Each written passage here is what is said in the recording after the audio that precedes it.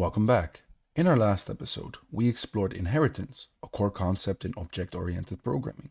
Today, we are diving into something just as important, interfaces in TypeScript. Interfaces are all about defining the structure of an object and enforcing type consistency across your code. In TypeScript, an interface is like a blueprint for an object. It defines the properties and their types that an object must have. Think of it as a contract. If a class or object says it implements an interface, it promises to meet that contract. A person interface, like so, might require a name and an age. Any object that uses this interface must have these properties. As you can see, I've created a person interface here with name and age properties. When we created the person1 object, TypeScript ensures it matches the person interface. If we try to add or omit properties, we will get an error. Now let's run and compile this. And there you have it. We have console logged name Alice, age 25, that is our object. Now, if we try to remove age from this object, we get an error because property age is missing in type name string, but required in type person. That is the contract that we signed, so we must obey the contract. Interfaces can also define the shape of data passed into functions. Let's create a function that uses the person interface. So here we have the greet function that always receives an object that matches the person interface. If the object doesn't have a name or age, TypeScript will throw an error. See what we have done here. We have the greet function. We have made a function here and we have said the argument that you accept is person, and that person always adheres to the person interface and it returns void. And here we see that we can get person.name because we know person adheres to the person interface, and so we always have these two properties that we can use. And here we see it. This is an object literal that we pass into there, so we don't say this is in person. We can, like, or ask person or whatever. We don't have to do anything of that. TypeScript knows because we have put it here. We have put here that it is always a person.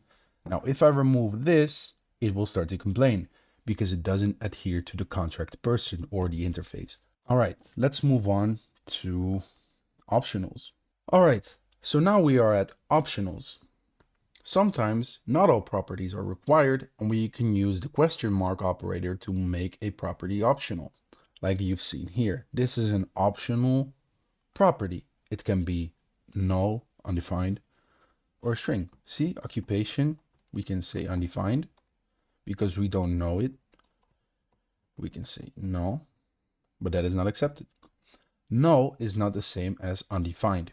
See, when something is typed as optional, the only two values that are valid, in this case it's string, but whatever type we've said, and undefined. So it basically says, what it says, if you would not use this operator, it says this or operator undefined.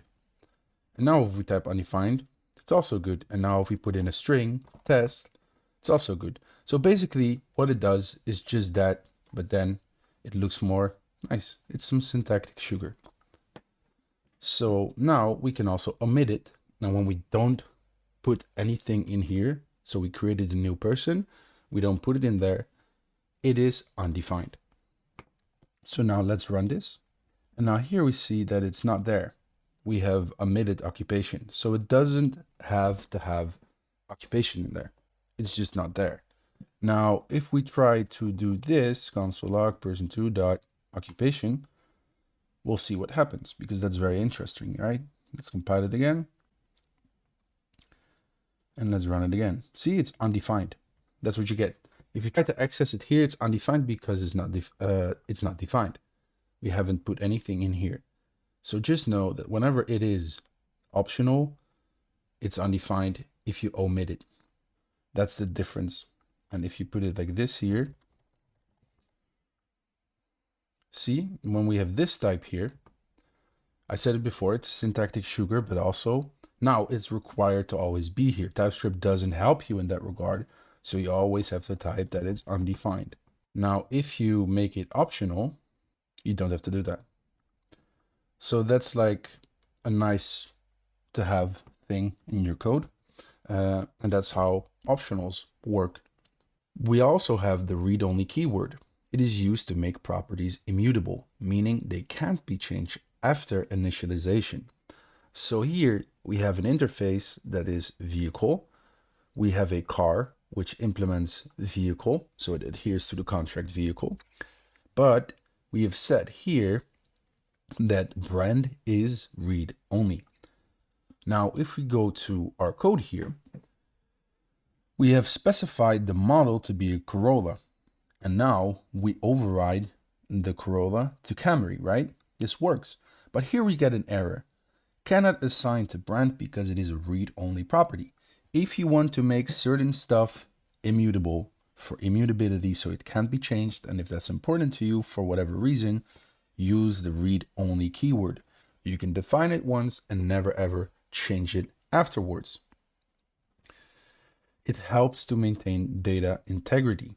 In some cases, it's really nice to not be able to change stuff or to change properties in your code. Just know that if you use read-only, it's immutable and beautiful. Now, we'll go on to extending interfaces. Interfaces can extend other interfaces, allowing us to build on existing contracts. Let's extend the person interface to create an employee interface. Now here you see that I have defined a person interface. It has a name and an age.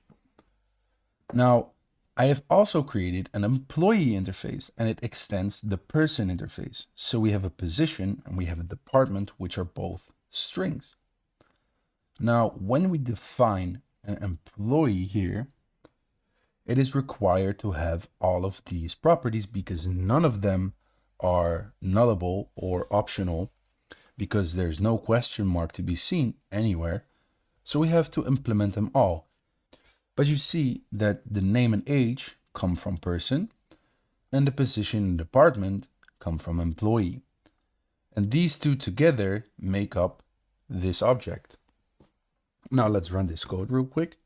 And now you see that we just console logged the object that we have created here. Now, if we make this optional and we omit department, it will still work. See, it just omitted it beautifully. So that's how you can join interfaces together to create a bigger interface or reuse certain parts of your code and extend upon it.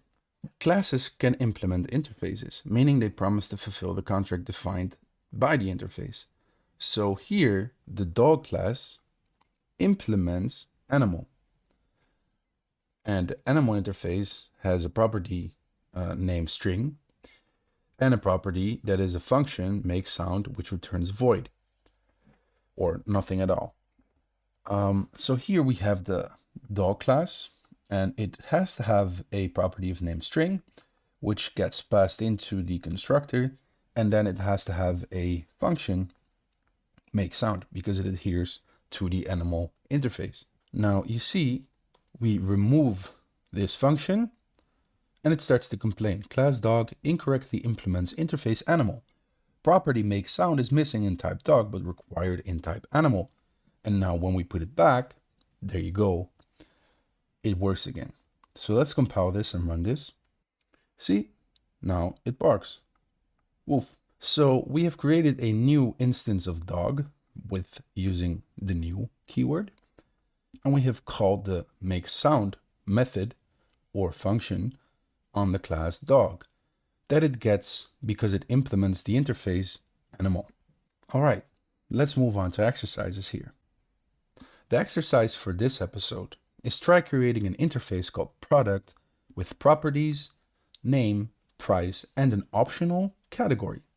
Then create a function that accepts a product object and prints its details. All right, here's one way to do it. There's multiple ways to do it, but this is just the way that I did it. We have an interface product, name is a string, price is a number, category is a string.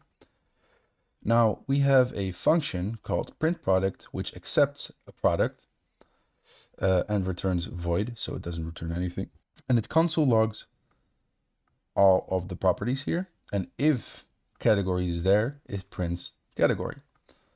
And here we have created a new product, an object literal, and we pass it on to print product. You can also just do this if you like to, and then you don't have to do all of that. These are also, this is also a valid option to do this, but for the sake of clarity, we have done this. Now, if I run answers.ts, answers.js, and there you go. We have printed product laptop with a price of $1,200 and a category of electronics. So that's how it works. If your solution looked similar, great. If it looked different because you used cooler stuff, also great. And now you've learned to use interfaces, and it makes your code more predictable and easier to work with for other people, especially if you work on a bigger project. Today, we explored interfaces and saw how they can enforce consistency, define object shapes, and work seamlessly with functions and classes. In the next episode, we'll combine what we've learned about classes and interfaces to create robust, reusable code. Thanks for watching, and see you next time. Happy coding and have a great day. Be sure to click the bell button and the subscribe button, of course. And see you next time.